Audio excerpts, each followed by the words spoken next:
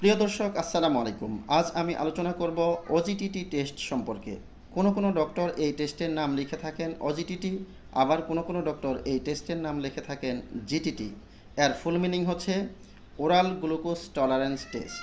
এটি মূলত ডায়াবেটিস সংক্রান্ত একটি টেস্ট। এই টেস্টের নিয়ম হচ্ছে, এই টেস্টটি মূলত দুইভাবে করা যায়। একটি হচ্ছে 3 স্যাম্পল, আরেকটি হচ্ছে 2 স্যাম্পল। 3 স্যাম্পলের ক্ষেত্রে প্রথমে একবার খালি পেটে ব্লাড দিতে হবে, আবার 75 গ্রাম গ্লুকোজ খেয়ে 1 ঘন্টা পর একবার ব্লাড দিতে হবে, 2 ঘন্টা পর আরেকবার ব্লাড দিতে হবে।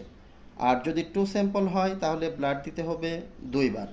একবার দিতে হবে খালি পেটে, আবার দিতে হবে 75 গ্রাম গ্লুকোজ খেয়ে 2 ঘন্টা পর। এভাবেই মূলত এই গ্লুকোজ টেস্টটি করা হয়। পরবর্তী আরও কোনো টেস্ট সংক্রান্ত বিষয়ে আলোচনা করব। আশা করি সবাই ভালো থাকবেন। আসসালামু আলাইকুম রহমতুল্লাহি আবরকাত।